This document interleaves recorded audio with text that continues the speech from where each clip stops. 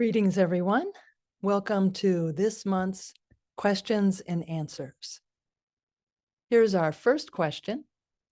In many of the monographs and Rosicrucian texts, there are mentions of the archives or in our records. I'm wondering where the archives are and whether records and important documents are in a central place or are stored around the world. Most of the archival documents are stored in a vault in France. When Christian Bernard became the imperator, he is French and he lives in France. So the French Grand Lodge built a library where these archives are stored. And since our current imperator, Claudio Mazzucco, is Italian and lives in Europe, the archives are still in Europe.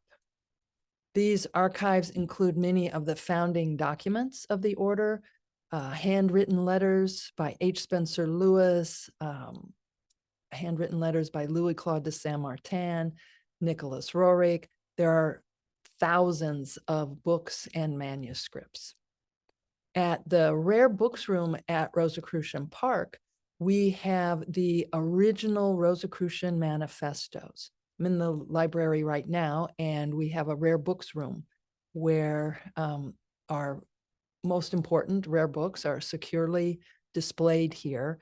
So we have the Fama Fraternitatis, the Confessio Fraternitatis, and the Chemical Wedding of Christian Rosenkreuz from 1614, 15, and 1616. So we have those here. We also have all of Louis-Claude de Saint-Martin's first edition books. He's important in the traditional Martinist order. And we have books by Isaac Newton and Francis Bacon, Michael Meyer, Robert Flood, a really important collection of rare books on display at Rosicrucian Park. And there's information about these books in our Rare Books Room here online, and we're posting that link in the chat. It's rosicrucianpark.org and then /rare-books, but we're putting that in the chat. We also have the original charter establishing the Rosicrucian Order. We have that here at Rosicrucian Park. The next question, do the Rosicrucians follow Egyptian mortuary rituals? So that is a different tradition. And as a lot of people know, the ancient Egyptians mummified the deceased person's body so that it would be preserved. They believed that an aspect of the soul would live on in the body and it could reside there. This is not a part of the Rosicrucian tradition. In the ancient Egyptian belief system, the deceased person embarked on a challenging journey through this magical realm called the Am-Dawat. And they did this to reach the afterlife. And a person was comprised of multiple elements. They believed that there were 8 or 9 aspects of what we would call the soul. One was the Ka, and that's the person's life force. And then another one is the Ba, which is the effect that we have on the world around us and on other people. And when the Ba and the Ka were reunited in the afterlife, they formed what is called the Akh, A-K-H, the Akh, which is a perfected being. And this was part of the ancient Egyptians' belief system. And then the ultimate destination of the Akh, this just really purest essence, was to live on in the field of reeds, which was like an Egyptian, what we would now call a heaven or paradise. So the Rosicrucian view on transition, which is what we call death, is that at the moment of death, the soul becomes aware that its earthly life has ended, and feeling no fear, it experiences a transition into a harmonious, light-filled, and beautiful spiritual realm. Though the soul feels sorrow at leaving loved ones, it understands that this separation is only temporary and that they will unite in the future. The soul continues its ascension according to the soul's spiritual evolution. And that is where it reviews its past life, where the soul reviews its past life and waits for reincarnation in the company of other souls, including relatives and dear friends. As immortal beings destined to evolve toward perfection and peace profound, we can be immensely grateful to the Creator for this journey from incarnation to incarnation. And this view on transition is shared during the Rosicrucian funeral ceremony when a Rosicrucian member passes on. And both members and non-member guests have expressed how inspiring and comforting this view is. And it's basically that our transition is just one step in the eternal process of life. Here's our next question. Do we have a Rosicrucian outreach program for service to our members? For example, visiting hospitals, mentorship, etc. Some affiliated bodies, some lodges and chapters and other groups have a metaphysical aid committee that visits members, for example, if they're in the hospital. And this depends on the local group, on the availability of members to do this. And it's wonderful when a group has the resources to do this. Some affiliated bodies also offer mentorship, which includes introducing newer members to the temple. I can still remember when I visited my first Rosicrucian lodge, and this was the St. Louis Lodge, where I'm from St. Louis, and this member was the guardian of the temple. And my friend Emma had invited me. I had joined, thanks to Emma's being an excellent role model. I had joined the Rosicrucian Order, and she invited me to come to an event at the lodge. And the man who served as the guardian, he brought me into the temple, and he introduced me to how we move in the temple. You know, we move a certain way to keep the energy flowing in a harmonious direction. He shared with me the gestures, for example, making the Rosicrucian sign, or the salutation to the east. So he brought me in and shared with me before the convocation actually began. And this was so helpful for me. You know, when you're new to something, and then you're expected to know, like, okay, it's time to get up and go into the temple. It's so helpful to have a caring member take you aside and say, come with me ahead of time. Let me show you the temple. And the temple was gorgeous. And so the symbolism spoke to me. And then I knew what to do when I entered, rather than watching other people doing it and trying to figure it out. So it was really helpful for me. And then other ways that local groups can mentor members is, once someone has been involved for a while, to invite them to become more involved, maybe serving as a greeter or part of a committee, until eventually they have an opportunity to serve as a backup officer and then as an officer. So affiliated bodies offer a lot of opportunities for mentorship. And we also have class masters in the Department of Instruction. So if someone has questions about the Rosicrucian teachings, we're welcome to contact our class master. We send an email to instruction@rosicrucian.org, instruction@rosicrucian.org. And we're always encouraged to try to find the answer ourselves first, And if we get to the point where we're just not getting the answer that we're looking for, we're always welcome to contact the Department of Instruction, and a class master will respond. Also, we have Rosicruciancommunity.org, which is an online meeting place, and we have our main calendar that shows all of the activities in Rosicrucian.org. And we also have different groups. There's a group for Rosicrucians in New York, Rosicrucians in Florida. And there's one group that's called the Proneos of the Temple. And this group in Rosicrucian community is for members to ask questions about the teachings. So this is a great opportunity to serve as a mentor or to benefit from members who have more experience. Again, it's in Rosicruciancommunity.org. Then you find groups, and you find the group that is named Proneos of the Temple. All right, here's our next question.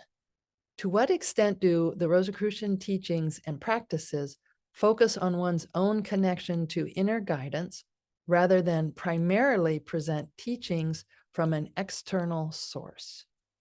So the question is, to what extent do the Rosicrucian teachings do that? From our very first lessons, we are encouraged to go within. The very first set of monographs, to establish a connection with our inner self, which in the Rosicrucian tradition is called the master within. And this includes meditations, such as attuning with the celestial sanctum. It includes breathing exercises, gazing at ourself in the mirror in our sanctum. So it's very much a part of the Rosicrucian tradition to go within, to connect with the master within, who can provide guidance and answers beyond our usual objective consciousness.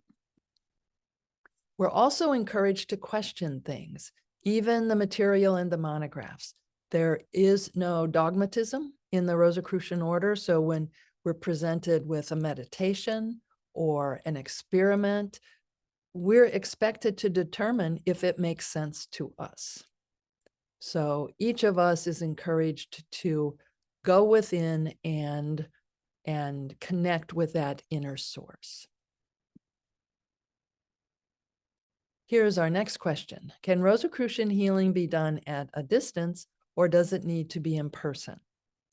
So the Rosicrucian healing techniques include both for helping to facilitate healing with someone we're next to in person, as well as distance healing. And there are many other traditions that use distance healing, Qigong, Reiki, Christian prayer. There exists a unified field called Atman in the cosmos, where all laws of nature are found together in a state of wholeness. This unified field is a self-interacting field of intelligent consciousness, which is unbounded, all-pervading, unchanging, and a self-sufficient source of all existing things. This is a quotation by John Hagelin, PhD, who's a quantum physicist. We can attune with this field, whatever we want to call the unified field, to connect and help other people. And we do this many ways in the Rosicrucian order. We do it through the Council of Solace, which is a healing meditation that is presented every Monday through Friday in the Grand Temple at 12 noon. And anyone can participate, and anyone can attune with the Council of Solace. So if you're not in the area, you can pause wherever you are and attune with the healing work of the Council of Solace. It's a ritual in which we send thoughts of healing to people we don't know who have asked for metaphysical assistance. It could be health related, or maybe a financial challenge, relationship challenge, it can be any challenge. So we send good thoughts to other people. And we also send thoughts to people we know who are in need of metaphysical aid. And then we open ourselves to that same healing energy. And there's a booklet that describes the work of the Council of Solace. And I'm going to share just one excerpt. It's from Liber 888. The entire universe is governed by an intelligence whose perfection exceeds anything conceivable by the human mind. By whatever name we call it, God, the divine, cosmic consciousness, supreme intelligence, or universal energy, and whatever our personal conception of it might be, this intelligence exists and works throughout creation according to a system of perfectly just laws, since they operate impersonally and in the same way for every being. Since humans are among the most evolved living beings on Earth, we have at our disposal all the necessary physical, mental, emotional, and spiritual faculties that allow us to use and apply these laws for knowing happiness in our own lives. In this sense, it is entirely up to us to express the grandeur and beauty of divinity in what we think, say, and do. So this is part of the work of the Council of Solace. And again, when we attune with the work that's being done in the Grand Temple, it's called the Silent Council. And we can do that from anywhere.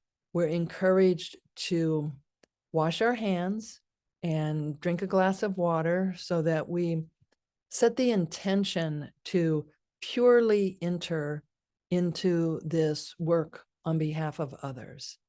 And then we find a quiet place and we ascend to the celestial sanctum. And this method is described in an early Rosicrucian booklet, Liber 777. And this is when we see ourselves above the place where we're seated, and we go higher and higher. And so we are elevating our consciousness until we connect with the celestial sanctum.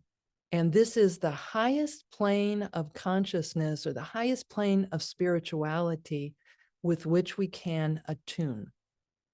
But since that's rather abstract, we choose an image that inspires us, that represents that high plane of spirituality, or that it's the highest frequency of vibration.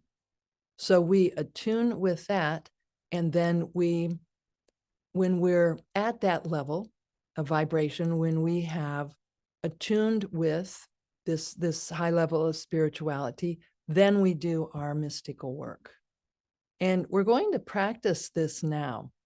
So I invite you to sit in a way that's very comfortable for you, and take 3 deep breaths, becoming more relaxed with each exhalation.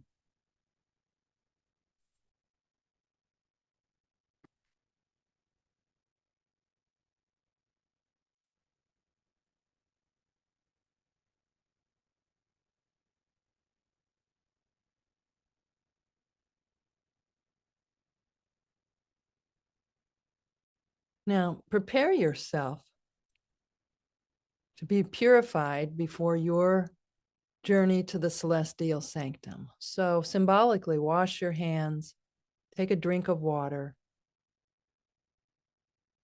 to prepare yourself to attune with this pure sacred realm.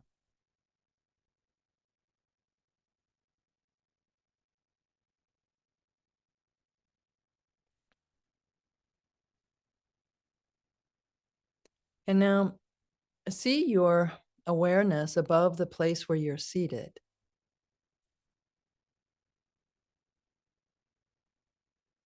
Above the building you're in, above the city that you're in. Your awareness is going higher and higher above your state or province, above your country. You're going higher and higher, your awareness is, until you look back and you see Earth as a spinning sphere.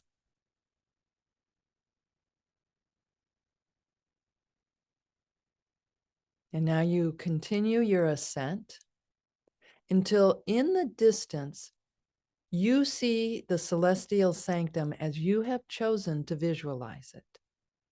This could be an inspiring forest or a meadow or by a body of water or in a beautiful building, maybe a Rosicrucian temple. So you come to the entrance of this sacred frequency, the sacred plane of vibration. And you enter it. You step into this level of high spirituality.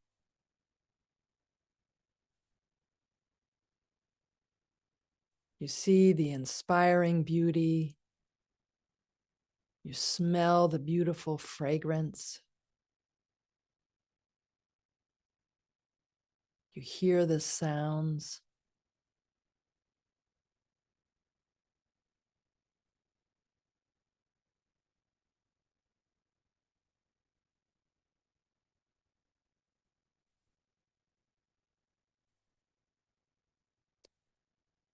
You are vibrationally attuned with this high level of spirituality.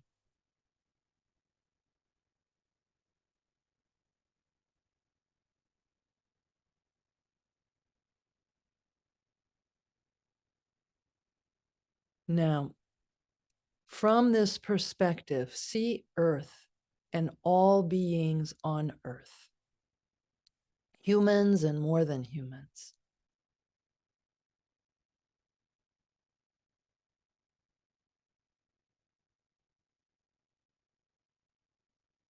And direct your most positive thoughts to all these beings.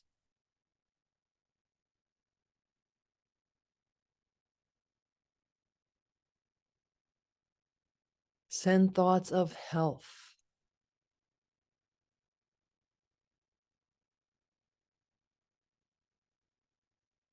comfort,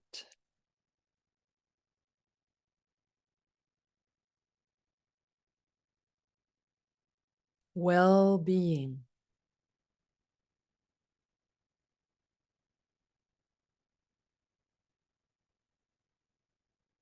harmony,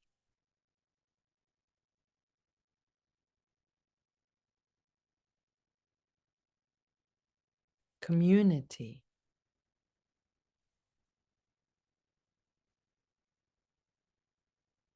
love.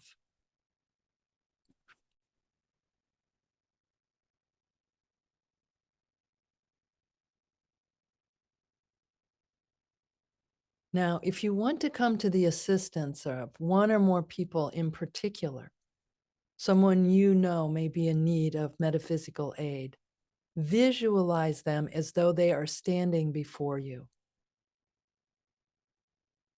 And visualize that they are bathed in a light-generating health, comfort,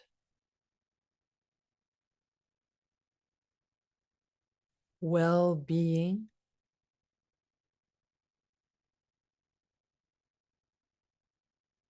and harmony.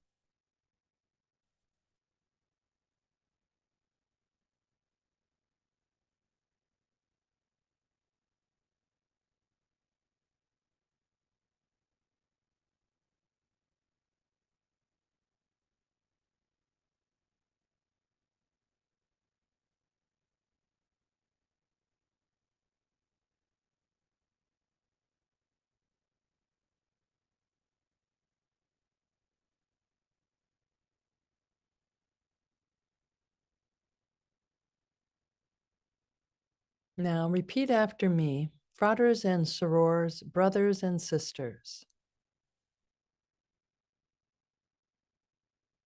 who have solicited spiritual aid.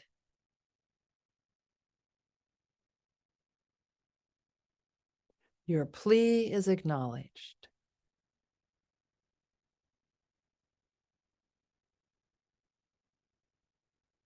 Cosmic law is fulfilling its work for each of you.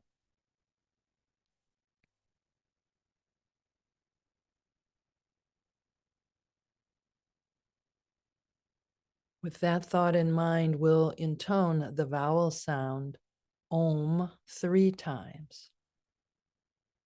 Ready? Inhale. Om.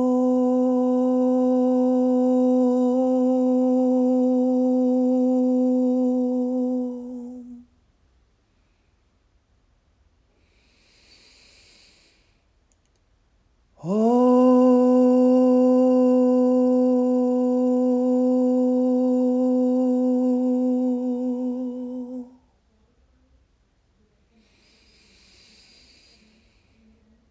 Om.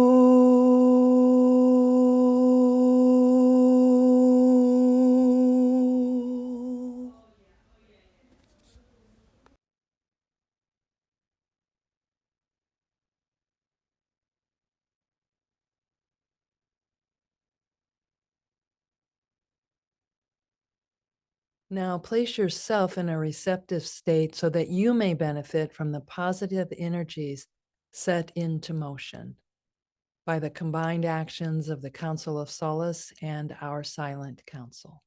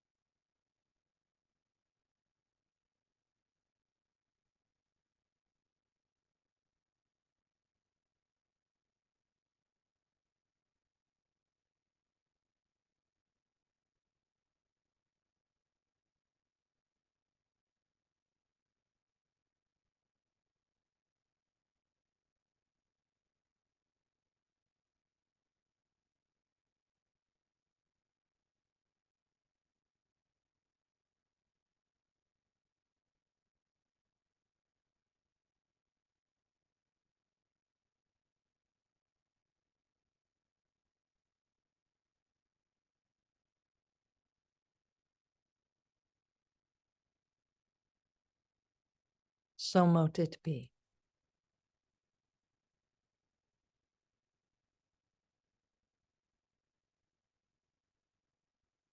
Now you're slowly going to leave the level of the celestial sanctum,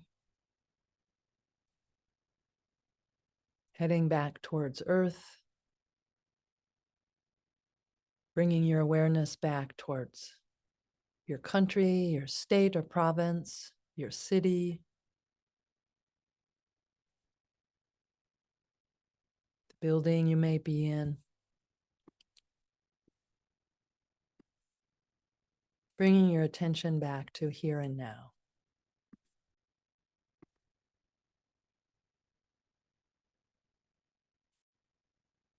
And we pause to give thanks for this opportunity to attune with the celestial sanctum. So mote it be.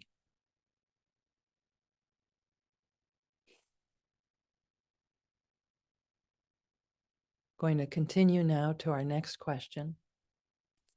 And the next two questions are related, so I'm going to respond to both. How can I incorporate the teachings of the order to manifest bigger things like my own house or a new job? Is there anything in particular I should concentrate on?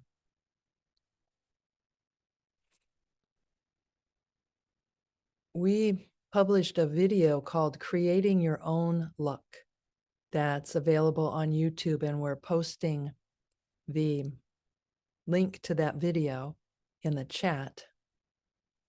And it's about how it's kind of tongue-in-cheek about creating our own luck. It's that we apply Rosicrucian principles to manifest things in our life.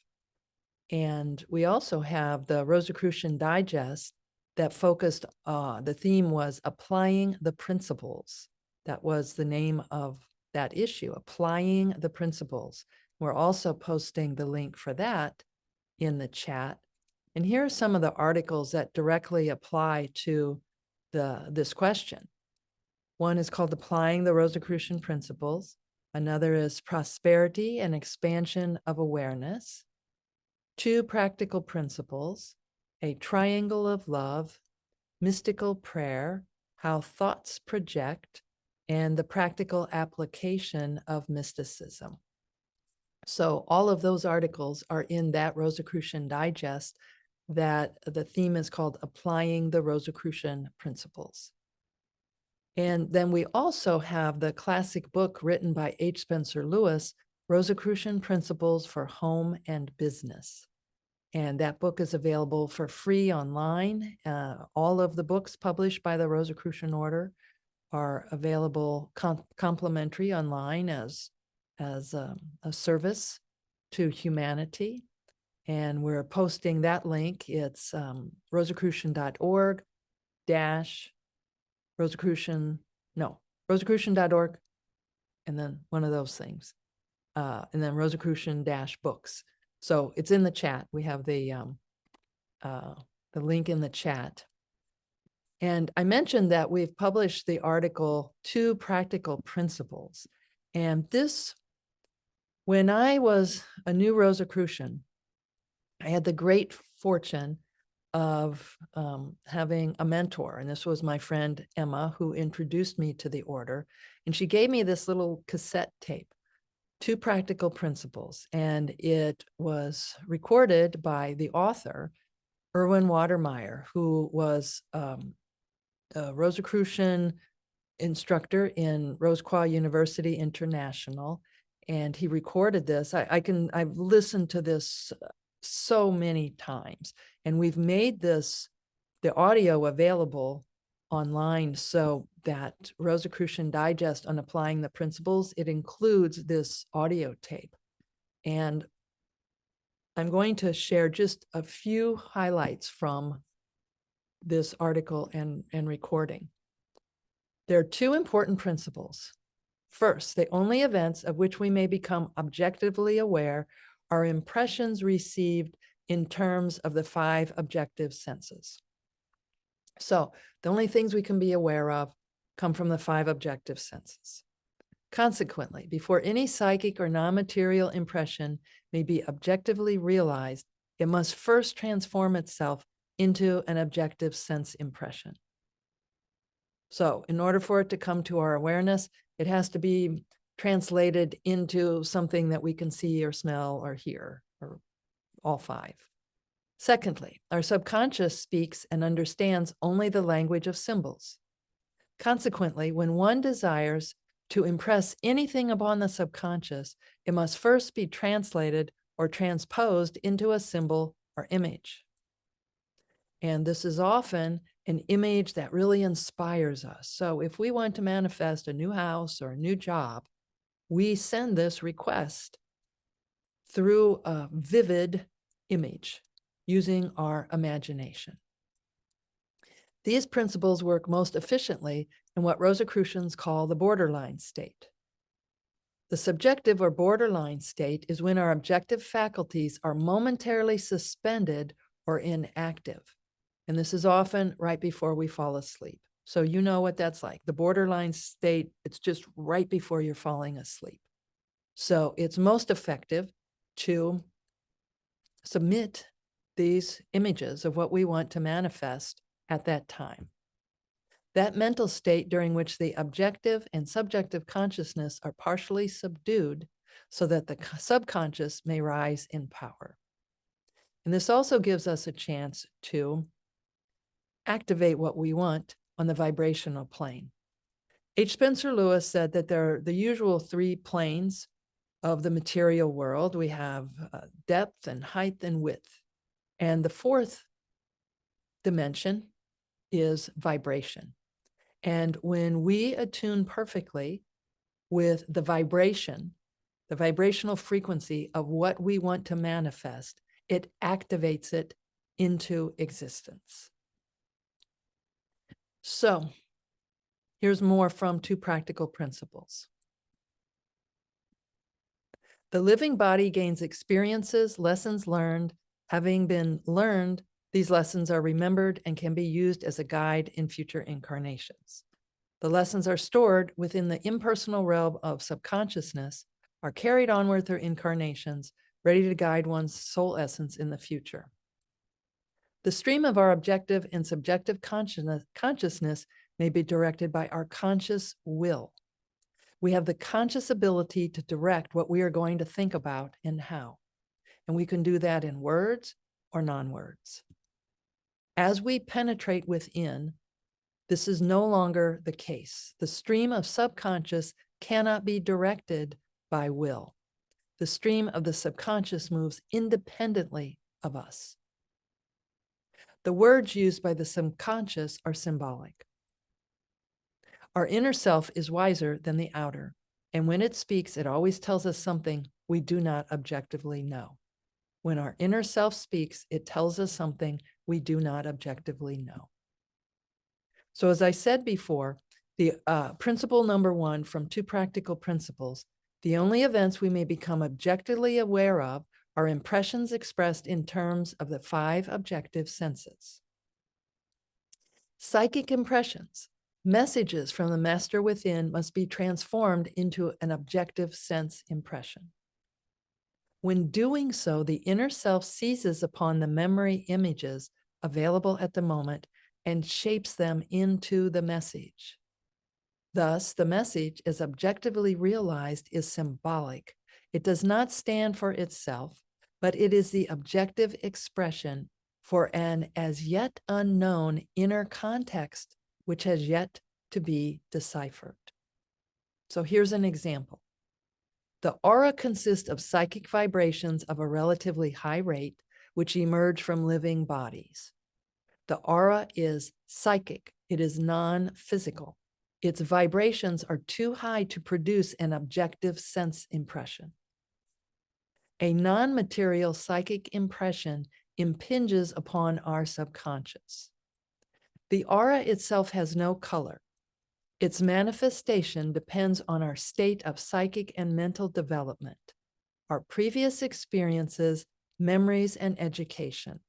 We must train ourselves to understand our own contribution to the final effect and to be able to separate our own individual reaction from the impressions received from others.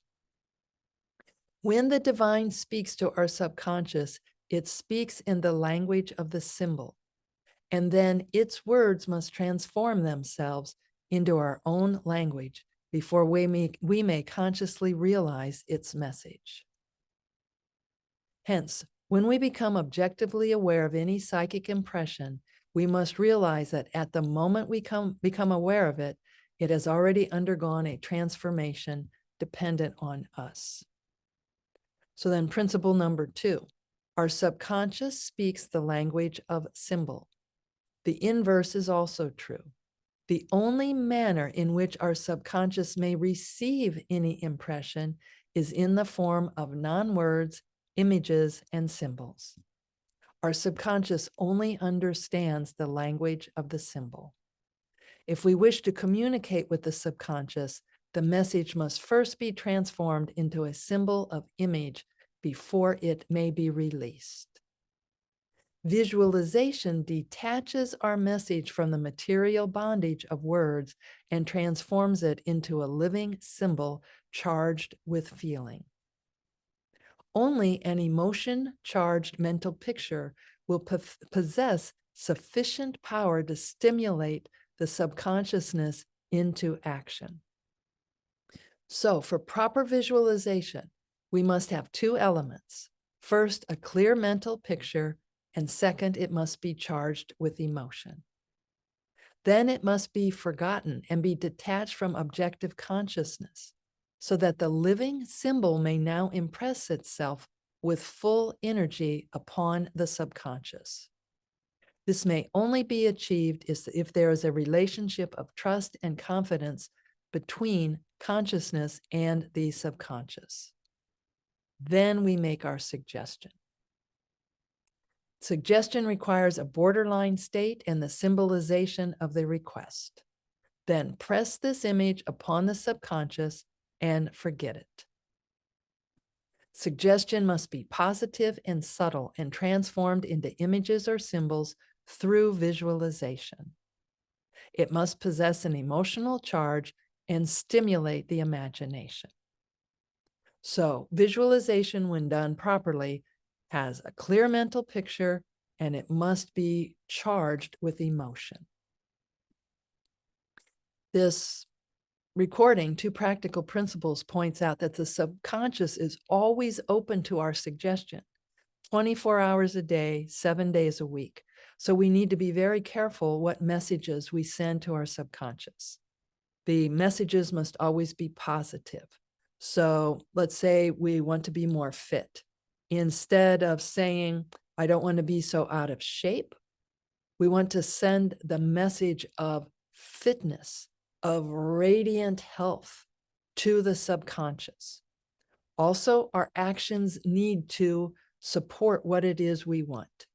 And the example that's used in Two Practical Principles, if we spend 10 minutes a day sending positive thoughts to our subconscious, but the other 23 hours and 50 minutes per day, we're eating unhealthy food, or we're not exercising, or we're smoking, or we're ingesting toxins or other things that aren't good for us, the subconscious is picking that up too. So we need to communicate to our subconscious that what it is that we want. We want this very clear in all aspects of our being. So let's say we're looking to manifest a beautiful home for ourselves. We would start visualizing who would be invited to that home, who would live in that home, how it would feel to be walking around our new home. We can look through magazines and pull out pages that represent what we want the kitchen to look like or the front yard. We can, if there's a new job that we're interested in, we can volunteer in that industry so that we're already doing it. We can begin to read journals or magazine articles about that type of job. We can take a class in that subject. So we need to remember that our subconscious is always listening. So it's not enough just to visualize. We also need to spend the rest of the day acting as though this is part of our future, to being in what it is we're activating. And the Two Practical Principles says, suggestion is the divine's greatest gift to humankind. But like all gifts, it may be used or abused. It has the power to construct and the power to destroy according to one's state of development. So, as I stated earlier, we have this incredible power to control our thoughts. So, this is not just while we're visualizing, it's 24 hours a day and 7 days a week, seeing what it is we want to manifest. So we're going to practice something right now. The next question that I said was related to this is, how can I experience more peace and ease in my life? So this is related to the previous question, how and one other also. So what is your state of being right now? What is your inner state of being right now? Is there something that is blocking peace and ease in your life? Maybe you're experiencing peace and ease. If you're not, is there something that is blocking that in your life? And is this serving you? Do you want to take that into your future? So this could be a situation or a condition that is troubling you. Is there anything you can do about it? Whatever it is that may be blocking your peace and ease, is there anything that you can do to remove that block? If so, write down right now what it is you can do and pledge to do it. So if there's something you can do to create more peace and ease in your life because you're blocking it, write down that we're done with this teleconference. You're going to take a step to do that. Or you could go do it right now and then watch this teleconference on the recording. Be as specific as possible and also be realistic about what's not serving you anymore and you don't want to carry into your future. Let's say that you did something or said something that you wish you hadn't, or you made some other mistake and you feel uncomfortable being around the other people who are involved.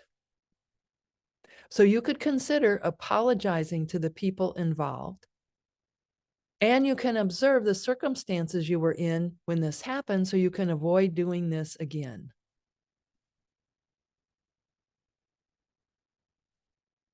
By making amends or talking about this with the other people involved, it relieves the pressure of the elephant in the room, of what happened that is still left unresolved.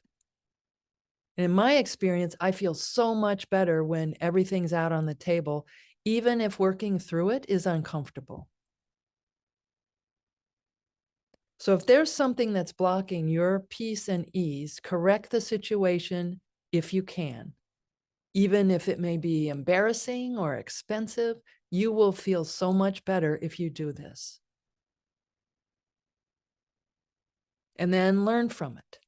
Did you overreact because you were tired or hungry or hot? Maybe you hadn't resolved a previous smaller issue that now blew up into an overreaction.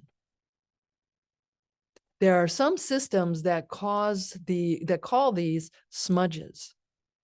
When you think you've moved on, but you really haven't let go of what happened. You haven't forgiven it or forgotten it. And then these smudges add up and can cloud a relationship. So how can you stop accumulating smudges? You can really listen to the other person and ask them to listen to you. Ask them to repeat back to you what they heard you say. This is a very powerful technique. And of course, all parties involved have to have a commitment to making it a safe space. You wouldn't do this with someone that you didn't feel safe around. All parties have to be willing to do this. And when you're the listener, you aren't correcting the situation for someone, you are simply hearing them. You are letting them be heard.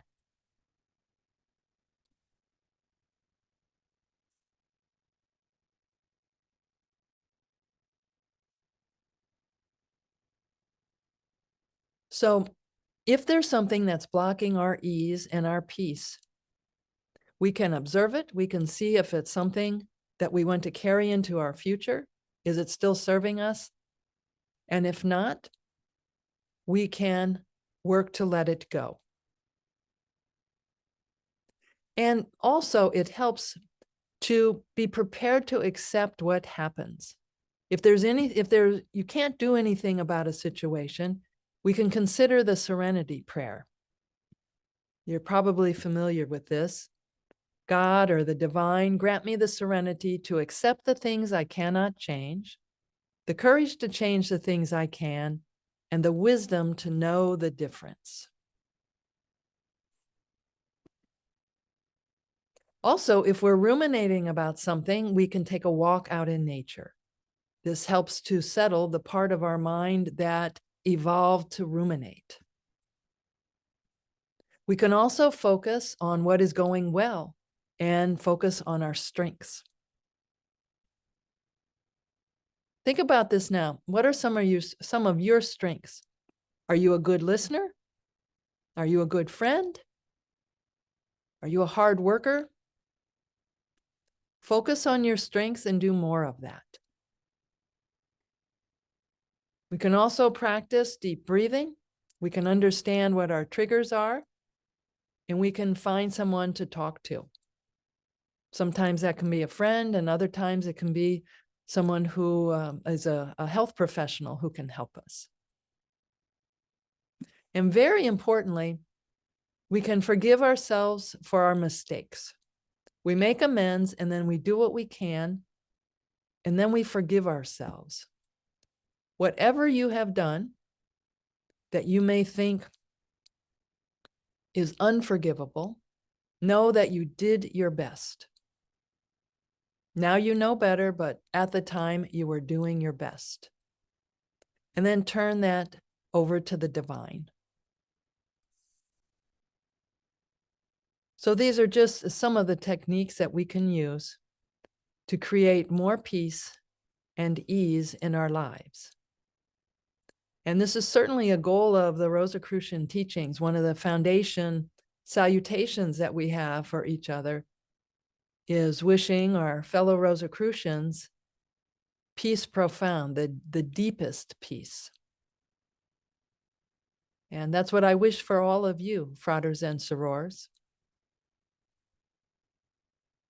Thank you so much for joining us today for these questions and answers.